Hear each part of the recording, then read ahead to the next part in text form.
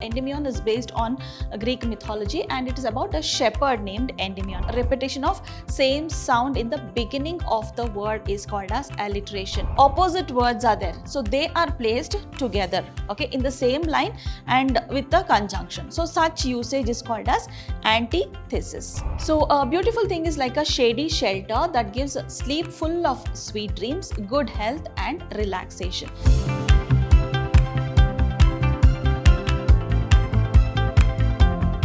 Hello everyone, a very warm welcome to all the young minds of class 12 Cbse. Today we are here to discuss about the thing of beauty prescribed by your board.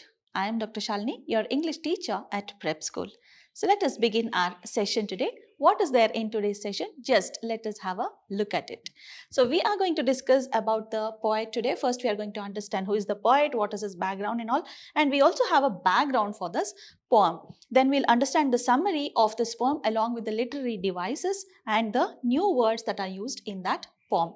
And also we'll understand the rhyme scheme, at last the theme of the poem. So why delay? Let us start with the introduction of the poet. So he is John Keats. So he is the poet of this poem. So let us understand a little bit about him. So he actually lived very short life. He died at the age of 25.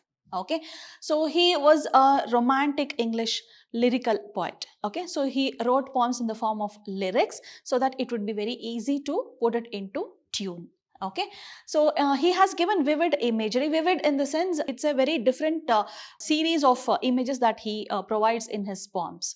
Okay, his poems are very appealing, means whoever reads it actually falls in love with his poems. Okay, so he expressed philosophy through his classical legendary poems. So his poems are very classical and portrays a lot of philosophy in his poems there. So his odes actually are very famous. Okay, Keats is actually very famous for his odes. Ode to Nightingale, Ode to Grecian Urns. There are many odes that he has written. Okay, so he is famous for all those, and it is actually very distinctive, and no other poet has written this odes and all. Okay, so ode in the sense it is very easy for us to understand those poems. Okay, so this is John Keats. So we have understood very little about him. Okay, so if you find time, please go through Google so that you can understand better about John Keats. Okay, so let us start with the poem now. Okay, so this poem actually has a little background. It is an excerpt from this Endymion. Okay, it is a collection of poems, and this poem is actually an extract from that. And this is actually based on a Greek mythology. Okay, so this Endymion is based on a Greek mythology, and it is about a shepherd named Endymion. Endymion is the name of a shepherd, and that comes in Greek mythology. And he actually goes in search of his love, Diana. Okay, so his girl Diana, the shepherd goes in search of Diana. In this quest, how he falls in love with an earthly maiden. He goes in search of Diana, but he falls in love with somebody else. Like she is an earthly maiden, means she is not very rich also. She is very poor and village kind of a lady. So he falls in love with that lady, and she actually turns out to be Diana itself. Probably you must have heard the story and you must not have read the poem. That is also possible. Okay, so this is a very wonderful poem, and this what we are reading today, that is a thing of beauty is joy forever. So that quote is from John Keats only. Okay, so this is actually a wonderful poem. It's very easy for us to understand also. So let us see what is there in this poem. So to begin with, we'll understand it by stanza by stanza. Okay, so this is the first stanza. A thing of beauty is a joy forever. So this is a famous quote you've already heard, right? So that is from John Keats.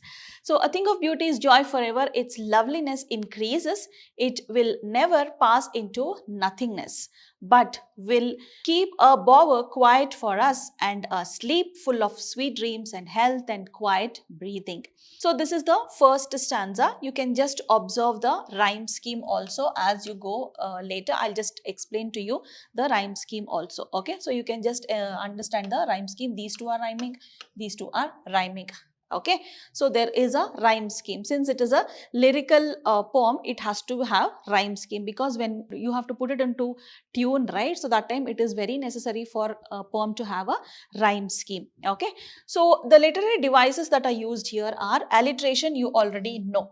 Okay, so repetition of same sound in the beginning of the word is called as alliteration. Okay, so here also there is alliteration that is used over here. So here you can see sweet, sleep and sweet, that is repeated. Okay, so very closely it is repeated. Fine, so that is called as alliteration. And you also have metaphor. Metaphor is the comparison. Okay, so simile you get as and like, but metaphor you don't get as and like, but that is also a comparison. Okay, so here bower quiet, that is the calmness of the bower is compared to the calming effect, okay, of a beautiful thing. So this is a comparison that is made in this poem. Okay, so here there are no new words that are used, so it is very easy for you to understand it. As you read once, it will be you can understand it at once only. Okay, so there are no new words here. We'll move on to the second stanza. So here is the second stanza, little bigger stanza this is. Therefore on every morrow are we wreathing a flowery band to bind us to the earth, spite of despondence or inhuman dearth of noble natures, of the gloomy days, of all the unhealthy and over darkened, over is pronounced as or, okay, our darkened ways made for our searching. Yes, in spite of all, some shape of beauty moves away the pall from our dark spirits. So here also you can see few rhyming words. Okay, so day is way. So there are few rhyming words here. Rhyme scheme continues to the second stanza also. Okay, so here let us understand the literary devices. Yes, there are many literary devices that are used over here. So here you can see anaphora. Anaphora, you already know that same word that is repeated in consecutive lines, that is called as anaphora.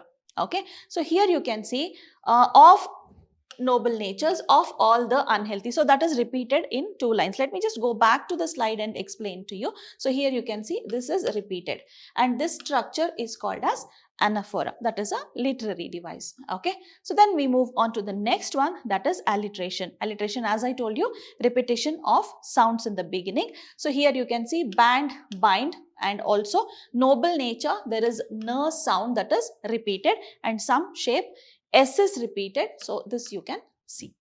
Okay, so all these come under alliteration. Fine. Next we move on to metaphor. Yes, in this stanza also there is metaphor. Actually in John Keats' poem, alliteration and metaphor are very common. Okay, so even if you don't remember any other like anaphora, inversion and all, even if you don't remember, you have this alliteration, metaphor and also imagery is very common in John Keats and Wordsworth's poems. Okay, so now coming back to this metaphor. Wreathing a flowery band. Okay, so here the beautiful things of our life is actually compared to that bind to the earth. So the wreathing flowery band is compared to that beautiful thing. Okay, so anything of beauty, it is compared to a flower. Okay, so this is the unseen comparison that is made here and that comes under metaphor. Okay, so then we have imagery. Imagery, it gives you a visual imagination in your mind. Okay, so that you can get a portrait of whatever the poet is trying to explain in these lines. Okay, so it creates a sensory effect inside your mind. Okay, so here you can see a flowery band to bind us. So that beautiful thing you can just imagine. You, when I say flowery band, you can imagine that flowers they just are bound into one circle. So that type of imagination you get. Okay, so that is called as imagery. Then you have this inversion. So what is inversion? The poet doesn't write it in normal order. Okay, so the normal order of words is reversed. Okay, so are we reading a flowery band? So here it is not a question, but it is a sentence only. But here normally we don't write like this. We are reading a flowery band. It has to be written like that. But here he is changing it. Okay, so we are reading a flowery band is what the poet is writing here. Okay, so the normal way is inversed. So these are the literary devices that are used in this stanza. That is the second stanza. Okay, so let us move on to the third one now. Okay, so such the sun, the moon, trees old and young, sprouting a shady boom. For simple sheep and such are daffodils. With the green world they live in and clear rills that for themselves a cooling covert made. This is against, so we pronounce it as gainst. Okay, so covert make against the hot season, the mid forest break. Okay, so here the poet is talking about sun, moon and how they are related to our life. Okay, so yes, What are the literary devices that are used here? It is alliteration, that is the consonant sound that is used. The beginning of the word is repeated. So sprouting shady, sir sound is repeated, and also simple sheep, s is repeated. Okay, so the consonant being repeated in the beginning, that you can consider as alliteration. Okay, so you can choose on your own. There are many others which I have left out also. Means alliteration examples I might have left out, but I have included all the literary devices here. Okay, so then we have this imagery, alliteration done. We have this imagery now. So here you can imagine something when the poet is telling something. Okay, so trees giving shade, you have an imagination, right? What is here? So sprouting shady boon, that means the poet is talking about the shade they are providing, the trees are providing. Okay, so growing process of daffodils, so that you can imagine when the poet says daffodils with the green world they live in. Okay, so that is sprouting, that is the beginning of the life of daffodils. That is what the poet is trying to explain here. Okay, clean river streams means clear rills. Okay, so clear rills actually means clean river streams, means you can get an imagination, right? The clear water that is flowing. Okay, so the clear stream of water you can imagine. So it is imagery, you get a visual imagination, it has a visual effect on your mind. So that is imagery. At last we have this antithesis. This is new to you.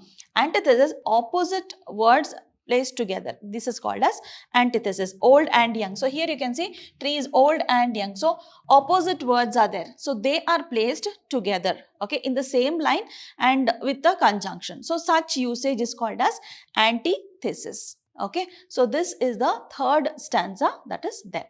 So then we come to the fourth one, rich with a sprinkling fair of musk rose blooms, and such too is the grandeur of the dooms. We have imagined for the mighty dead all lovely tales that we have heard or read, an endless fountain of immortal drink pouring unto us from the heavens brink. So he is talking about nature providing us something. The poet is telling about the drink, that means something which makes us very lively. Okay, so the poet is trying to tell about that. Okay, so you don't have any new words over here. Immortal you already know, right? Mortal, that has an end, immortal that has no end at all. Okay, so now we'll understand the literary devices that are used over here. Okay, so first one, alliteration. As I told you, it is very common. Okay, so alliteration, here it is, H sound is repeated, have, heard and all. So other alliteration examples also might be there. I just gave you one example. Then you have metaphor here, immortal drinks. Okay, so the drink that is immortal, it is compared, that is the beautiful objects of nature. Okay, so as I told you, the poet is providing us some information about something that is immortal. Okay, so how that is being placed into our life. Okay, so here beautiful objects of nature are actually placed here, and they are never ending portion of a drink. Okay, some drink that is never ending, those are the beautiful places of nature. Okay, so then we have this rhyme here. Rhyme also is a literary device, not the rhyme scheme, it's rhyme. So what is it? So you have many words that are similar in pronunciation, forever, never, okay, then keep, sleep, like this. Okay, so you have many words that are similar in pronunciation, and that is called as the rhyme. Okay, so based on rhyme only you give the rhyme scheme. Fine. Then there is another imagery here. So bushes of musk roses. So the sprinkling of fair musk rose, that means this actually means this one. Okay, so there are many musk roses that are there. That comparison is there. Okay, so you can get an imagination of bunches of roses that are there. And the second example is books describing the valor of fighters. That means grandeur. Grandeur means the how brave they were. Okay, so how grand their life was. Okay, so that is being described by this word grandeur. Okay, so this is mighty dead, the warriors who are dead. So the poet is talking about that. Fine. So God providing us with the best things. So that meaning comes by this pouring from the heavens brink. Means God is providing us very good things of heavenly things which are immortal, which are never ending, but we are not using it. Okay. So this is told in this line. Okay. So the meaning is God providing us with immortal things. Okay. So that is told by this line. So now we move on to the rhyme scheme. So there are 4 stanzas in this poem and we have come to an end. So this is the rhyme scheme of this poem. So as you saw, I'm just giving you one example of first stanza. What is the rhyme scheme? So as I told you earlier, we marked it also. Forever never is rhyming. So I mark it as A, then A. Okay, so these two are rhyming, so I mark it as B, B, and this is rhyming with the next paragraph. Okay, so this you can mark it as C, and that also C, the beginning of the next stanza as C. Okay, so finally the rhyme scheme comes up to AA, PB, C, it continues. Okay, so this is the rhyme scheme. If you mention for first stanza, that is enough. Okay, so first 2 pairs of rhyme scheme if you mention, that is enough until and unless the second set varies. Okay, if the second set varies, then you can give rhyme scheme for that also, or you can just mention only this much and stop it. Okay, so AA, BB, CC is the rhyme scheme for this poem. Okay, so we have seen the rhyme scheme. Now we'll move on to the theme of the poem. We just saw the background of the poem. So we understood that love is a theme over there. Love and quest for love is a theme over there. So we can guess the theme, and now we'll just have a look at it. The poet says that beautiful thing is a source of joy for ever, that is endless joy. Okay, so whichever is beautiful, beautiful forever, that gives joy forever is what the poet is trying to say. It has eternal beauty. Eternal means never ending. Okay, so eternal beauty which never fades away. So anything that is beautiful, the poet is talking about nature. Okay, so you can compare it to the beauty of humans also. Okay, so that never fades away. That is the reason he was able to find his love Diana even though she was an earthly maiden. Okay. So a beautiful thing is like a shady shelter that gives sleep full of sweet dreams, good health and relaxation. So you see nature, how beautiful it is. It gives you good dreams. It gives you relaxation. When you go for a long journey where nature is rich, you feel relaxed. You feel rejuvenated, isn't it? So that is the beauty of nature. That is the joy you get when you see a beautiful thing. So here our attachment to earthly things are like a flowery wreath. So that means it actually is very rich for us. Okay, we have that richness, but we are not utilizing it. We are behind materialistic things. We need to get into nature, get the feel of nature is what the poet is trying to say here. They are traps that bind us to material things and keep us away from eternal happiness. So there are few materialistic happiness that keeps us away from this nature, and they don't let us enjoy the complete happiness. So this is the theme that the poet has used in this poem. Okay, so now we have come to an end of this session. What I want you to do is just read the poem, go through the summary as it is provided in this recorded class. So I would want you to mark the difficult words or maybe something where you have not understood, and please come with a pencil and your textbook which has been marked with your doubts, so we can discuss and get the doubts clarified. Okay, so let us meet again. Till then, take care, keep learning. Bye bye.